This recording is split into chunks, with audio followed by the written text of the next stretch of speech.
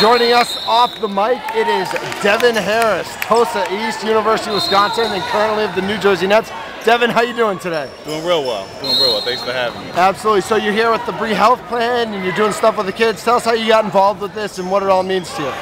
Well, we just wanted to plan up with some companies around town that's doing things within the community. Obviously, Bree Health has been getting a little bit more involved in the community. We put together this tournament, it's our third annual, and it's a great way for the kids to have some fun for the weekend and do something that they love.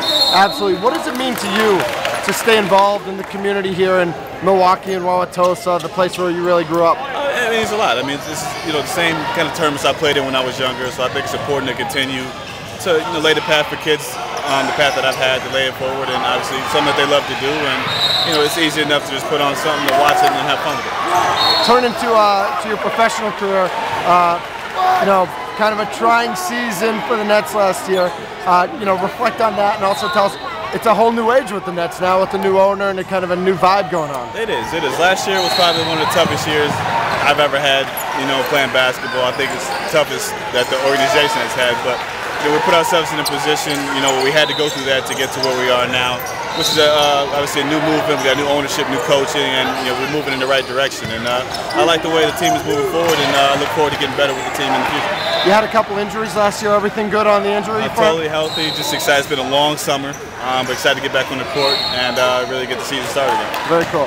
Of course, one of the major off-season stories was the LeBron and Wade and Bosh and all that stuff. What was it like watching all that kind of? I'm guessing you know those guys pretty well. What was that like? It was, we didn't really know, what was much going on. So it was like being a fan again, just, curious to see, where those guys were going to choose. And it was good to, be a part of that fan base again. To really just look and, not have an inside scoop of what's going on. But obviously they put a heck of a team together. I'm very curious to see how it's going to turn out for them. Going back to the Nets for a second, you guys are supposed to be moving to Brooklyn in a year or two. What do you hear on that front? What's that status? Well, the plan is 2 years.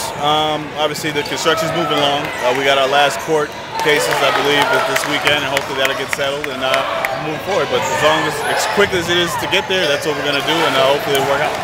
Keeping an eye on the Badgers at all? You watch them Yeah, I was just up there about 2 weeks ago playing in Coach Ryan's golf tournament, and obviously John Lure is a big key to their success, and hopefully he can stay healthy and they'll have a big solid year.